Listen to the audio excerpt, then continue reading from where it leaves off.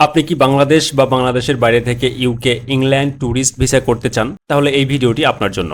আজকের ভিডিওতে আমি দেখাবো বাংলাদেশ এবং বাংলাদেশের বাইরে থেকে ইউকে ট্যুরিস্ট ভিসার আবেদন সম্পূর্ণ প্রসেস, প্রয়োজনীয় ডকুমেন্ট, বায়োমেট্রিক, খরচ এবং বাইরে থেকে আবেদন করতে কি কি যোগ্যতা লাগবে সবকিছু রয়েছে।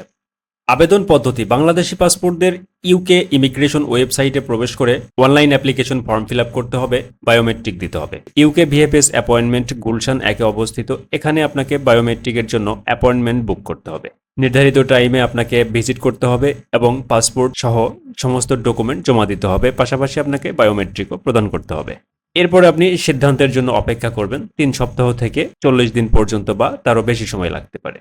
আপনি যদি বিদেশে অবস্থান করেন তাহলে অবশ্যই আপনি আবেদন করতে পারেন, যেমন মালয়েশিয়া, আমিরাত, সৌদি আরব, Qatar, Bahrain, Kuwait, Singapore, South Korea এবং অন্যান্য দেশ। সেই দেশে আপনি কি পারপাস অবস্থান করছেন এটা খুবই ইম্পর্টেন্ট। আপনার বৈধ রেসিডেন্স পারমিট থাকতে হবে, সেটা হতে পারে ওয়ার্ক পারমিট, স্টুডেন্ট পারমিট বা অন্যান্য পারমিট। কিন্তু ভিজিট ভিসায় থাকলে আপনি এই ভিসার জন্য আবেদন করতে পারবেন না। অবশ্যই আপনার কমপক্ষে 1 বছর মেয়াদ থাকে যে ভিসা ক্যাটাগরিগুলোতে, সেই ভিসা থাকতে হবে এবং কমপক্ষে 4 থেকে 5 মাস সময় থাকতে হবে।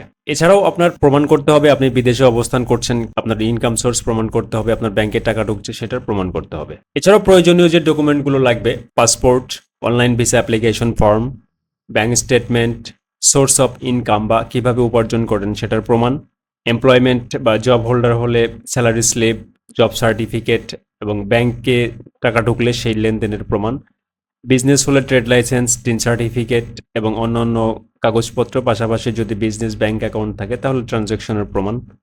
কাভার লেটার: অবশ্যই কাভার লেটারে আপনার ভ্রমণের উদ্দেশ্য সত্য এবং খুবই সুন্দরভাবে উপস্থাপন করতে হবে। এছাড়াও প্রয়োজন হবে travel itinerary, hotel booking, flight reservation, travel history এবং সাপোর্টিং ডকুমেন্টস। যদি কেউ স্পন্সর করে আপনাকে আপনার খরচ কিংবা আপনার থাকার জায়গা দিতে চায়, সেক্ষেত্রে স্পন্সর লেটার প্রয়োজন হবে। স্পন্সর লেটারের যিনি স্পন্সর করবেন তার ব্যাংক স্টেটমেন্ট, ট্যাক্স অফিসের পেপারস, তার আইডেন্টিটি, ভিসা বা পাসপোর্ট এবং রিলেশনশিপ প্রমাণের কাগজপত্র প্রয়োজন হবে। ব্যাংকে কত টাকা থাকতে হবে?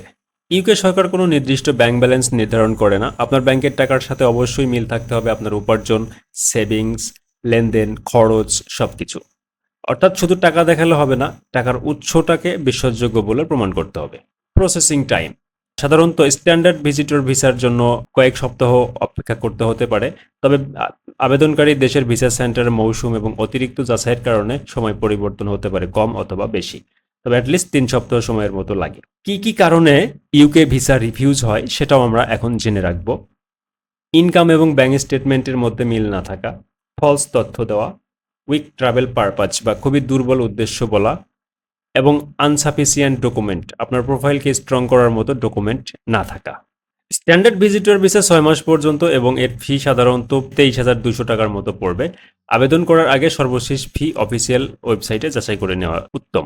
এই ভিডিওটি যদি আপনার ভালো লাগে অবশ্যই লাইক দিন, শেয়ার করুন এবং ইউকে ভিসা নিয়ে আপনার কোনো প্রশ্ন থাকলে অবশ্যই কমেন্ট করবেন, আমি আপনাকে সমাধান দেওয়ার চেষ্টা করব। আর যদি আপনাদের কোনো সাপোর্ট প্রয়োজন হয় বা হেল্প প্রয়োজন হয় অবশ্যই আপনারা কমেন্টে জানাতে পারেন, আমি চেষ্টা করব। ধন্যবাদ সবাইকে।